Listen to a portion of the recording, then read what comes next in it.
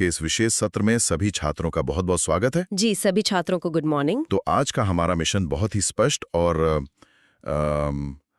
काफी रोमांचक है। हमें रसायन विज्ञान की उस यूनिवर्सल कोडिंग लैंग्वेज को डिकोड करना है जिसे IUPAC कहते हैं। देखिए क्लास, अक्सर छात्र लंबी लंबी रासायनिक संरचनाओं को देखकर घबरा जाते हैं, है ना? लेकिन आज के बाद ऐसा बिल्कुल नहीं होगा। एकदम सही कहा। तो क्लास, हमारे सामने जो PDF नोट्स हैं उसमें पहली स्लाइड का शीर्षक है कार्बनिक नामकरण की रूपरेखा, IUPAC नियम और संरचनात्मक संश्लेषण। ये नाम सुनकर थोड़ा भारी लग सकता है क्लास, लेकिन IUPAC नामकरण कोई बहुत बड़ा हुआ या डरावनी चीज नहीं है। मतलब ये कोई रॉकेट साइंस नहीं है? बिल्कुल नहीं, ये तो बस एक बिल्कुल नई भाषा सीखने जैसा है। और देखिए, हर भाषा की तरह इसके भी कुछ आसान से नियम हैं। जरा सोचिए छात्रों, जैसे दुनिया में हर इंसान का एक फर्स्ट नेम यानी पहला नाम होता है। हाँ, और एक सरनेम यानी उपनाम होता है जिससे उसकी एक सटीक पहचान बनती है। एकदम सही। ठीक वैसे ही रसायन विज्ञान की दुनिया में हर एक रसायन का अपना एक विशिष्ट नाम और सरनेम होता है। IUPAC बस वो सिस्टम है जो हमें ये तय करने में मदद करता है कि रसायनों का ये नामकरण कैसे किया जाए, ताकि पूरी दुनिया के वैज्ञानिक बिना किसी अनुवाद के एक ही बात समझ सकें। जी हाँ, ये एक ग्लोबल पासपोर्ट की तरह है। क्लास, क्या आपको समझ आया? ये पासपोर्ट वाली उपमा तो बहुत ही सटीक है। ठीक है, चलिए अगली स्लाइड पर चलते हैं। बेहतरीन। अब हम अपनी अगली स्लाइड की ओर बढ़ते हैं जिसका हेडिंग है एल्केन, कार्बनिक रसायन की नींव। जी, तो इस स्लाइड में हम सबसे बेसिक चीज से शुरुआत करेंगे। बिल्कुल। PDF में सबसे पहले एल्केन का सामान्य सूत्र दिया गया है। इसे गणितीय रूप में CnH2n+2 लिखा गया है। ये फॉर्मूला सुनने में थोड़ा किताबी लग रहा है ना? हाँ, थोड़ा सा। यहाँ ये भी बताया गया है कि एक मूल शब्द जिसे हम एल्क कहते हैं और एक अनुलग्न यानी सफिक्स जिसे एन कहते हैं, इन दोनों को मिलाकर एल्केन बनता है। और इसके कुछ उदाहरण भी होंगे नोट्स में? जी बिल्कुल। इसके कुछ उदाहरण भी नोट्स में हैं, जैसे CH4 को मीथेन कहा जाता है, C2H6 को एथेन और C3H8 को प्रोपेन। तो ध्यान दें छात्रों, ये फॉर्मूला CnH2n+2 का लॉजिक बहुत मजेदार है। मान लीजिए n कार्बन की संख्या है। अच्छा, और कार्बन के 4 हाथ होते हैं, राइट? हाँ, अब अगर कार्बन एक सीधी लाइन में एक दूसरे का हाथ पकड़कर खड़े हैं, तो हाइड्रोजन कितने होंगे? जितने कार्बन हैं, उसके दोगुने कर दीजिए। और किनारे वाले 2 कार्बन के जो हाथ खाली बचेंगे? बिल्कुल, उन खाली हाथों के लिए 2 और जोड़ दीजिए। इसीलिए फॉर्मूला है 2 गुने से 2 ज्यादा। अरे वाह, ये 2 गुने से 2 ज्यादा वाला लॉजिक तो बहुत ही आसान है। है ना? अब नामकरण की बात करते हैं। यहाँ मूल शब्द यानी रूट वर्ड को आप व्यक्ति के पहले नाम की तरह समझ सकते हैं, जो हमें बताता है कि कार्बन की चेन कितनी लंबी है। जैसे 1 के लिए मेथ, 2 के लिए एथ, 3 के लिए प्रोट। एकदम सही। और जो अनुलग्न या सफिक्स है, वो परिवार का सरनेम है। क्योंकि यहाँ सारे सिंगल बॉन्ड है, इसलिए सबका सरनेम एन लगता है। नोट्स में इसके साथ ही सबसे लंबी श्रृंखला या लॉन्गेस्ट चेन चुनने का नियम भी लिखा है और कुछ जटिल उदाहरण दिए हैं, जैसे 2,3,4 ट्राइमेथिल हेक्सेन और 4 एथिल ऑक्टेन। तो क्लास, इस नियम को ऐसे समझिए, कार्बन की सबसे लंबी चेन खोजना वैसे ही है जैसे आप किसी अनजान शहर में सबसे लंबी मुख्य सड़क या मेन हाईवे खोज रहे हों। और शाखाओं को कम नंबर देने वाला नियम। वो नियम बिल्कुल वैसा ही है जैसे अपने दोस्त के घर पहुंचने के लिए सबसे छोटा रास्ता या शॉर्टकट चुनना। इसे केमिस्ट्री में लोएस्ट लोकेंट रूल कहते हैं। क्लास, क्या आपको समझ आया? तो इसका मतलब है कि ये पूरी व्यवस्था एक ट्रेन की तरह भी है। ट्रेन की तरह? वो कैसे? जहां मूल शब्द आगे लगा हुआ इंजन है जो बताता है कि ट्रेन कितनी लंबी है, और अनुलग्न पीछे लगे डिब्बे हैं। अरे वाह, ये ट्रेन वाली उपमा बहुत ही शानदार है। बिल्कुल, इंजन चेन की लंबाई तय करता है और डिब्बे उसकी रासायनिक प्रकृति यानी सिंगल बॉन्ड परिवार को दर्शाते हैं। मुझे लगता है छात्रों को ये मेन हाईवे और ट्रेन वाला लॉजिक बिल्कुल क्लियर हो गया होगा। ठीक है, चलिए अगली स्लाइड पर चलते हैं। अब नोट्स में एक बहुत ही दिलचस्प मोड़ आ रहा है। अगली स्लाइड का शीर्षक है एल्कीन और एल्काइन, द्विबंध और त्रिबंध का प्रवेश। जी, अब हम सिंगल बॉन्ड की दुनिया से थोड़ा आगे बढ़ रहे हैं क्लास। यहाँ लिखा है कि एल्कीन में कम से कम एक द्विबंध या डबल बॉन्ड होता है और मजे की बात देखिए, इसका सूत्र अब सिर्फ CnH2n रह गया है, वो +2 गायब हो गया। बिल्कुल, क्योंकि अब हाथ पकड़ने का तरीका बदल गया है। और इसका अनुलग्न ईन जुड़ता है। उदाहरण दिया है 2-मेथिल 1-प्रोपीन। इसके बाद एल्काइन है, जहां त्रिबंध या ट्रिपल बॉन्ड आता है। और इसका सूत्र तो और भी कम हो गया होगा। एकदम सही। इसका सूत्र है CnH2n-2 और अनुलग्न आयन लगता है। उदाहरण है पेंट 3-इन 1-आयन। क्लास, अब इसे थोड़ा विजुअलाइज करते हैं। जो रासायनिक बंध या बॉन्ड्स होते हैं, उन्हें आप हाथ पकड़ने की तरह समझ सकते हैं। जैसे दोस्त एक दूसरे का हाथ पकड़ते हैं। हाँ, सिंगल बॉन्ड यानी एल्केन का मतलब है कि कार्बन ने एक दूसरे का सिर्फ एक हाथ पकड़ा हुआ है। अब अगर उन्हें डबल बॉन्ड यानी एल्कीन बनाना है, तो उन्हें अपने दोनों हाथों से एक दूसरे को पकड़ना होगा। लेकिन इसके लिए तो उन्हें अपने अपने एक-एक हाइड्रोजन को छोड़ना पड़ेगा ना? बिल्कुल, और इसीलिए फॉर्मूले में से वो +2 हाइड्रोजन कम हो गए।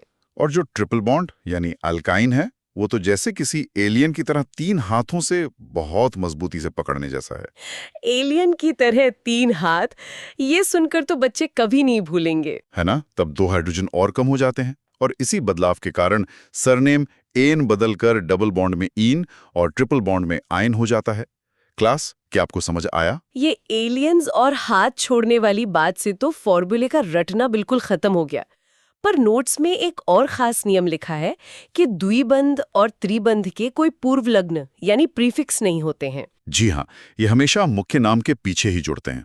मेरे मन में एक क्या हो अगर वाला सवाल है। जो उदाहरण स्लाइड में है पेंट 3-इन 1-आयन। अगर किसी मॉलिक्यूल में डबल और ट्रिपल बॉन्ड दोनों एक साथ आ जाएं, तो नामकरण में वीआईपी ट्रीटमेंट किसे मिलेगा? ये एक बहुत ही क्रिटिकल सवाल है। देखिए, नियम वही शॉर्टकट वाला रहेगा। हम उस तरफ से नंबरिंग शुरू करते हैं जहां से किसी भी मल्टीपल बॉन्ड को सबसे छोटा नंबर मिले। लेकिन अगर दोनों सिरों से उन्हें बराबर नंबर मिल रहा हो तब डबल बॉन्ड यानी ई को ट्रिपल बॉन्ड यानी आयन पर प्राथमिकता मिलती है। अच्छा, ऐसा क्यों? क्योंकि अंग्रेजी अल्फाबेटिकल ऑर्डर में ई पहले आता है और वाई बाद में, इसलिए वीआईपी ट्रीटमेंट यहाँ वर्णमाला के आधार पर डबल बॉन्ड को मिलता है। ये ABCD वाला वीआईपी रूल तो बहुत ही लॉजिकल है। ठीक है, चलिए अगली स्लाइड पर चलते हैं। बहुत खूब। अब हम स्लाइड 5, 6 और 7 के पहले भाग पर आते हैं, जिसका शीर्षक है अल्कोहल और ईथर, ऑक्सीजन परिवार का हिस्सा।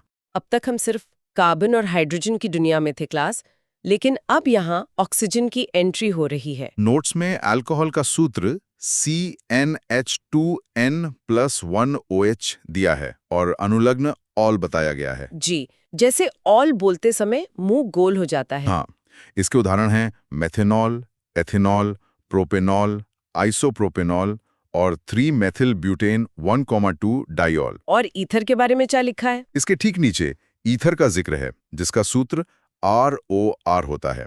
इनमें क्रियात्मक समूह O को ऑक्सी कहते हैं और IUPAC पद्धति में इनका नाम एल्कोक्सी एल्केन होता है। उदाहरण हैं methoxy methane, methoxy ethane. Class, अब हमारे इस कार्बन हाइड्रोजन परिवार में एक नए और बहुत ही महत्वपूर्ण मेहमान की एंट्री हुई है, और वो है ऑक्सीजन। तो ये नया मेहमान परिवार में कैसे फिट होता है? जब ये ऑक्सीजन हाइड्रोजन के साथ मिलकर OH के रूप में कार्बन चेन से जुड़ता है, तो वो पूरा रसायन अल्कोहल बन जाता है। इसके नाम के अंत में हम ऑल जोड़ते हैं, जैसे मेथ प्लस ऑल बन गया मेथेनॉल। और वो ईथर वाला हिस्सा, वो थोड़ा अजीब लग रहा है। ईथर को समझना और भी मजेदार है। ईथर को आप एक सैंडविच की तरह समझ सकते हैं। सैंडविच? जी हाँ, एक सैंडविच जहां बीच में ऑक्सीजन की फिलिंग या मसाला है और उसके दोनों तरफ कार्बन चेन की ब्रेड स्लाइस लगी हुई हैं, जिन्हें हम R ग्रुप कहते हैं। अरे वाह, ये उपमा तो बहुत बढ़िया है। नामकरण करते समय एक ब्रेड स्लाइस ऑक्सीजन के साथ मिलकर ऑक्सी बन जाती है और दूसरी ब्रेड स्लाइस मुख्य एल्केन बन जाती है, इसलिए नाम होता है एल्कोक्सी एल्केन। क्लास, क्या आपको समझ आया? सैंडविच सुनकर तो क्लास में सबको भूख लगाई होगी, लेकिन इस सैंडविच में एक पेंच है। कैसा पेंच?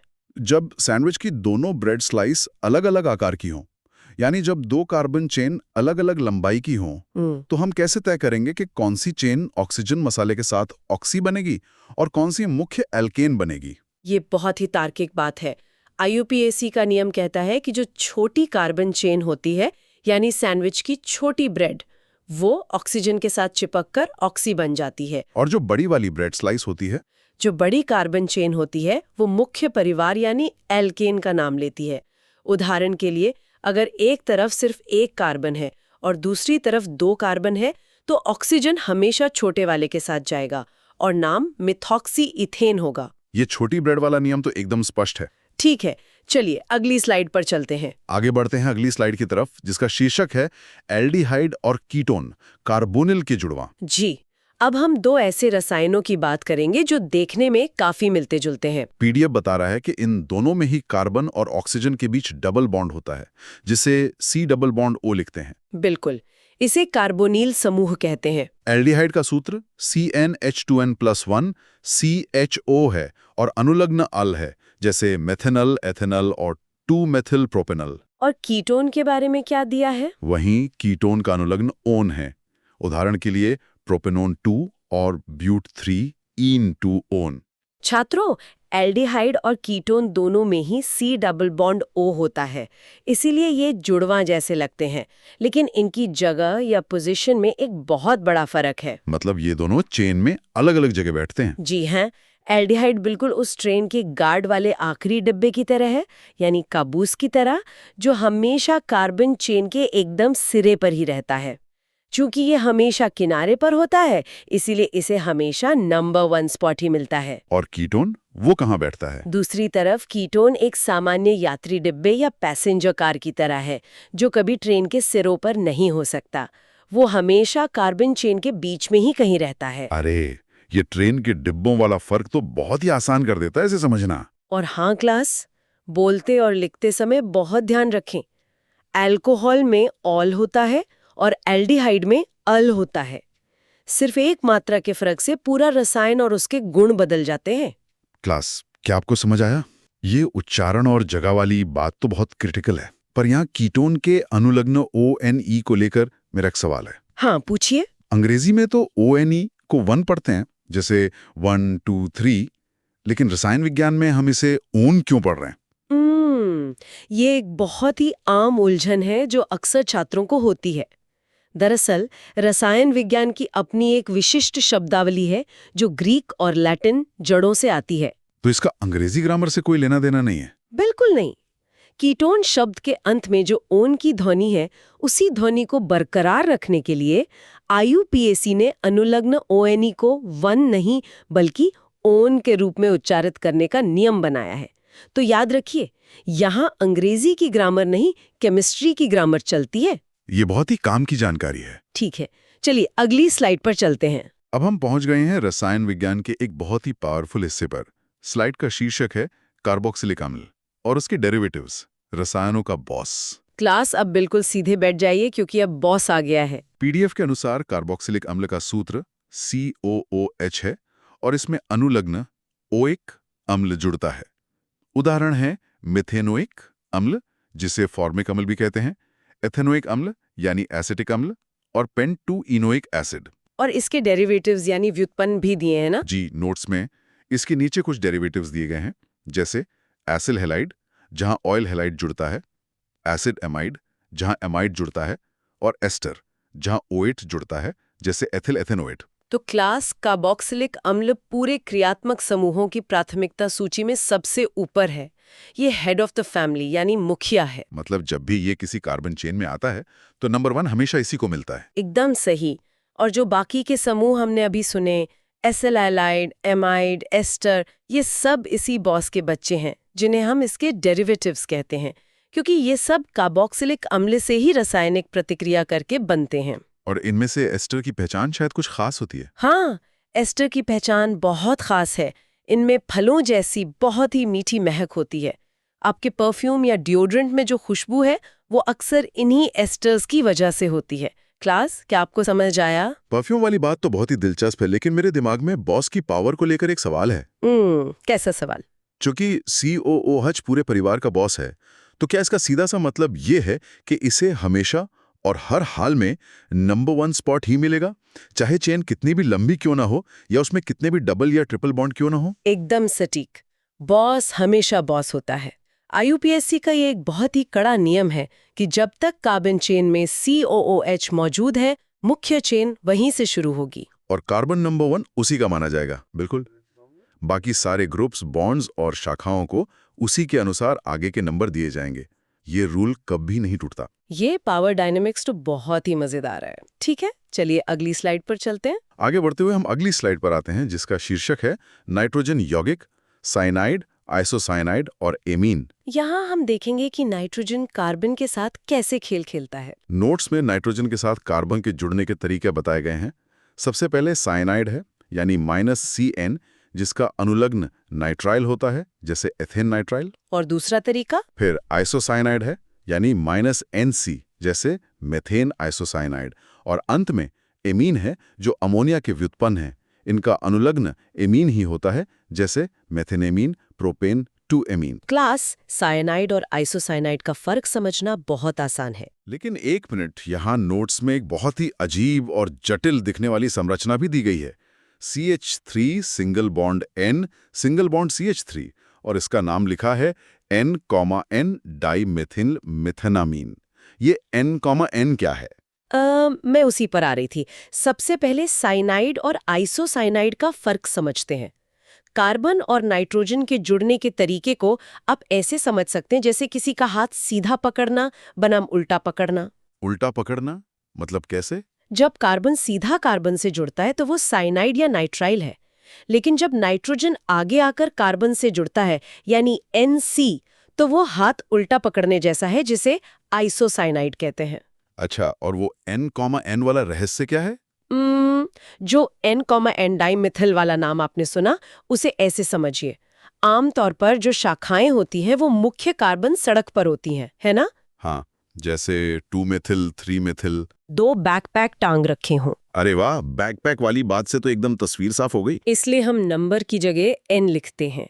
क्लास, क्या आपको समझ आया? तो क्या हम ये कह सकते हैं कि नाम में लिखा हुआ ये N,N असल में एक खास तरह का GPS लोकेशन है? GPS, वो कैसे? जो नंबरों की जगह ये बता रहा है कि मुख्य कार्बन चेन को छोड़ो और अपना GPS सीधे नाइट्रोजन के ऊपर सेट करो कि वहां क्या जुड़ा है। आपने बिल्कुल सही पकड़ा है।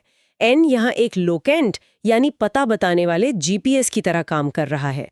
ये IUPAC का एक बहुत ही स्मार्ट तरीका है अणुओं का सटीक 3D नक्शा शब्दों में बनाने का। ये GPS सिस्टम तो कमाल का है। ठीक है, चलिए अगली स्लाइड पर चलते हैं। अब हम आज के सेशन की अंतिम स्लाइड्स पर आ गए हैं, जिनका शीर्षक है जटिल संरचनाएं, हैलोजन और बॉन्ड लाइन स्ट्रक्चर। जी, अब हम कुछ मिक्स नियम देखेंगे। यह एक मिक्स उदाहरण है, 4 hydroxy 4 methyl pentane two own.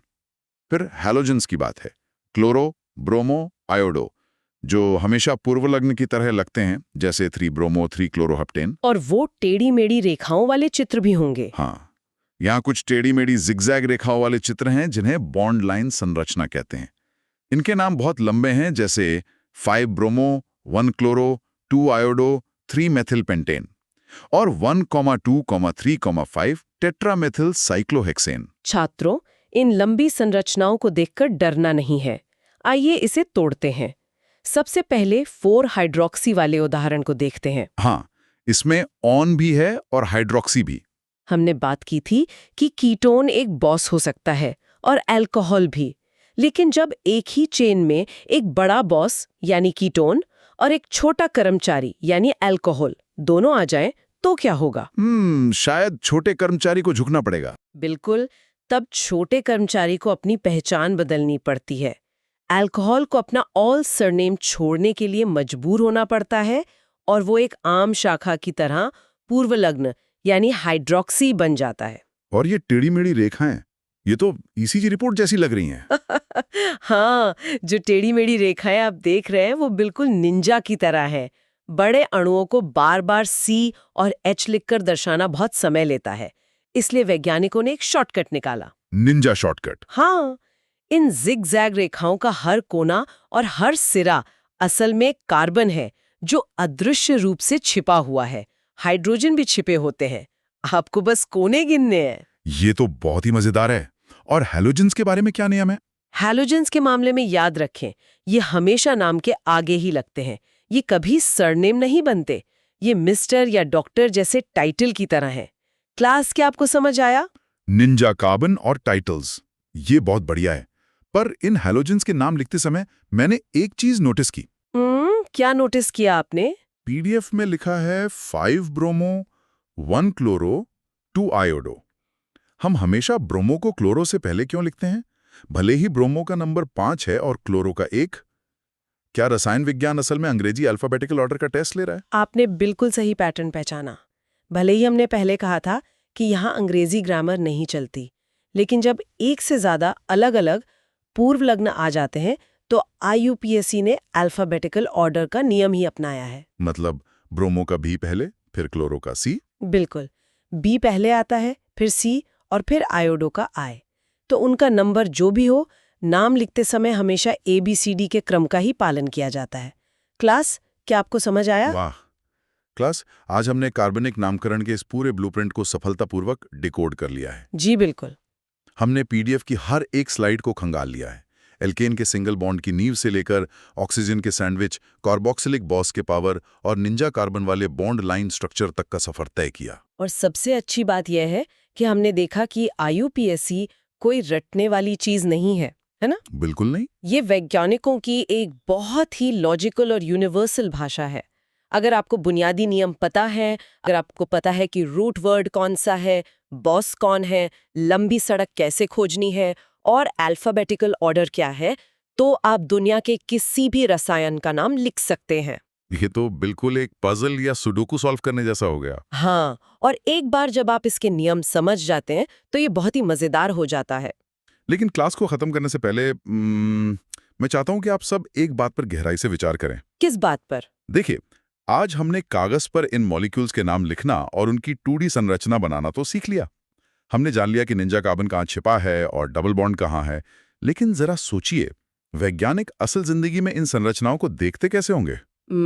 ये तो बहुत ही गहरा सवाल है। जिन परमाणुओं को हम दुनिया के सबसे ताकतवर माइक्रोस्कोप से भी नहीं देख सकते, वैज्ञानिक लैब में कैसे पता लगाते हैं कि कौन सा कार्बन कहाँ जुड़ा है और वास्तव में क्या 3D आकार बना रहा है? क्या वे कोई जादुई चश्मा पहनते हैं? ये सोचने वाली बात है क्लास, क्योंकि कोई भी माइक्रोस्कोप एक अणु के अंदर के बॉन्ड्स नहीं दिखा सकता।